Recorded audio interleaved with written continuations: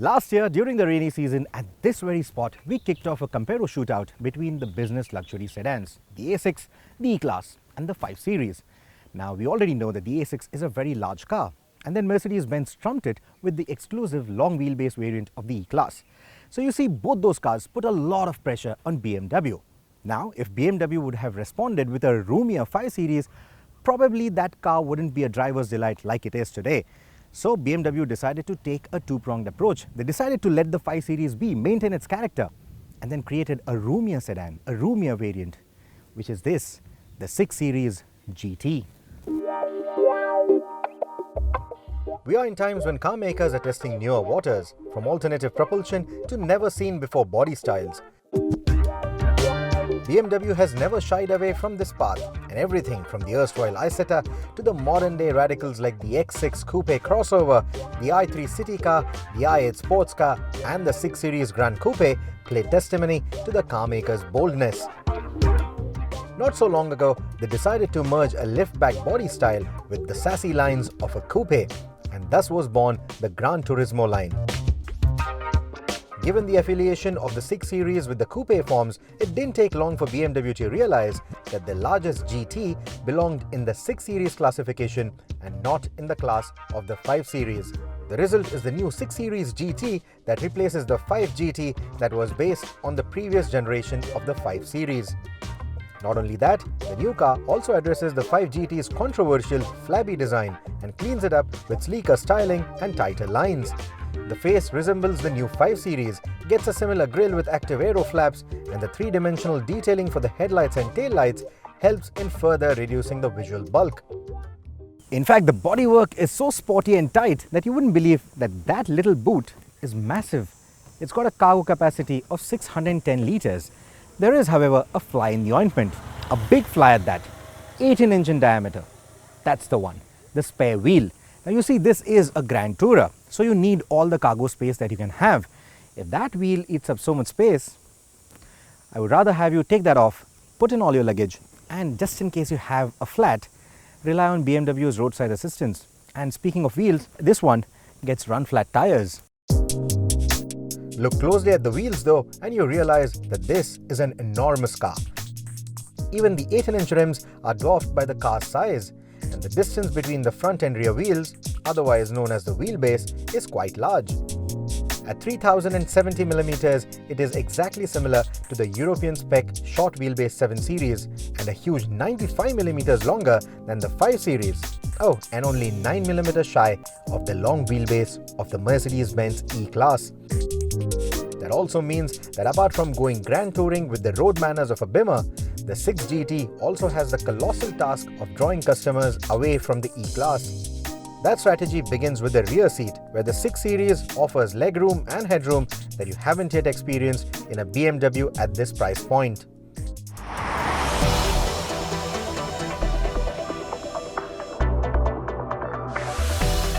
The rear seat of the 6 GT is actually quite a comfortable place to be in. To begin with, you get a lot more legroom. I have a passenger sitting right in front of me. The seat is extended quite a bit backward, and still I have plenty of space for my feet, for my knees. Headroom isn't a problem at all. You also get this lovely panoramic roof, which also adds to the airy space or the feeling of airiness inside the cabin.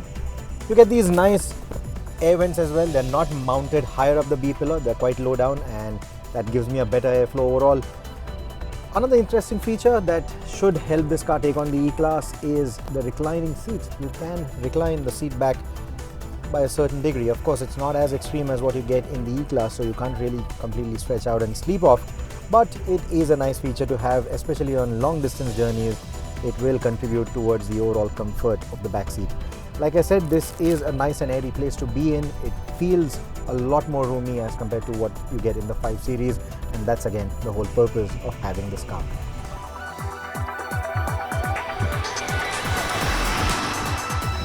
The dashboard in typical BMW design is upright and tilted towards the driver. It has a new age fanfare of touch-sensitive buttons for the air conditioning and the latest iDrive system with support for gesture controls and wireless Apple CarPlay. The audio quality is on par with its peers and should keep most audiophiles happy. It is a pleasant cabin to be in then, and the airy feel is welcoming, something that is important when bunching long distances. Another interesting feature in the 6 Series is the suspension setup. That you don't feel a thing, it just went over a speed hump. You have air suspension in all 4 corners. But the interesting feature is the driving modes. Now you get driving modes in cars of this category, of course, but you also get a Sport Plus mode in most driver-focused BMWs.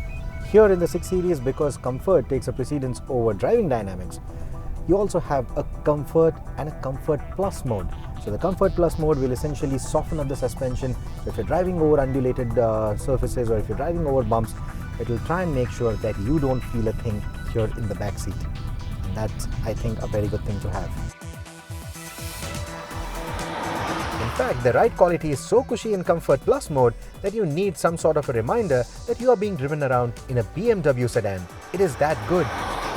It is only the really sharp bumps that make this suspension give out the excruciating thud that we have often heard on older BMWs. When the going gets tougher, you can slow down and raise the ride height to tackle tall bumps and deeper potholes that would otherwise make a long wheelbase luxury sedan break a sweat. If you're driving on undulated surfaces, then the Comfort and the Comfort Plus modes make a lot of sense. But if you're out on the highway cruising, then you might want to shift to the Eco Pro mode. It will dull out the throttle response and get you the best possible fuel economy from the drivetrain. Now, the dull down response also means you need to factor that in when you are pulling overtakes at highway speeds. You might have to pin the throttle down to the floor to drop gears rapidly, to build speed rapidly.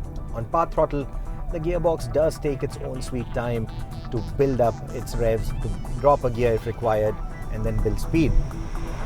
When you're out on the twisties, of course, there is the Sport mode. It will tighten the chassis elements up. It will give you a more sharper throttle response, sharper gearbox response. The gearbox becomes more telepathic, and I think it works brilliantly.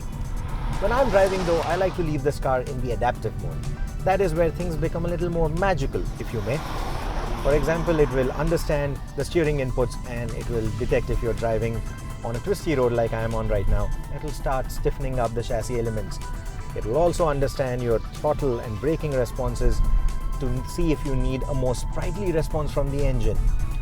Ease off and it will move to a more dull down response again like you have in Eco Pro mode, and that will again maximize the overall efficiency of the drivetrain.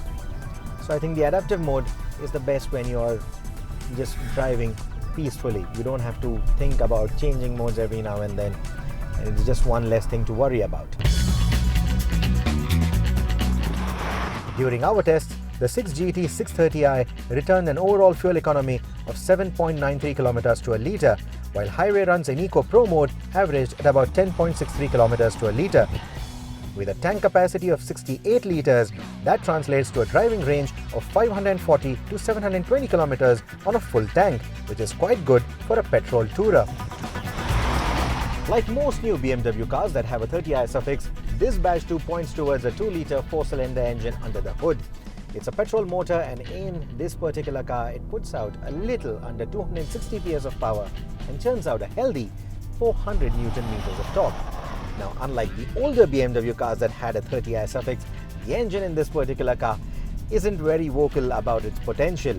It makes its nice whiny sound only at the top revs, and that is where it will put a smile on any petrol head's face. Lower down, it isn't very vocal, it's quite muted.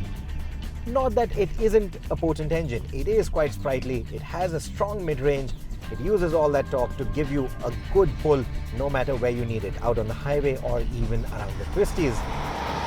0 to 100 claims BMW comes in about 6.3 seconds. In our test, we did it in about 6.7 seconds. But the more interesting fact is, we also tried this test with a full house and with all the luggage. And guess what the time was? 6.9 seconds. Only 0.2 seconds slower with a full house. So in terms of performance, this little 2-litre 4-cylinder engine is quite impressive. The turbocharger does make its presence evident since the engine doesn't feel as eager lower down the revs, but the meaty mid-range more than makes up for it.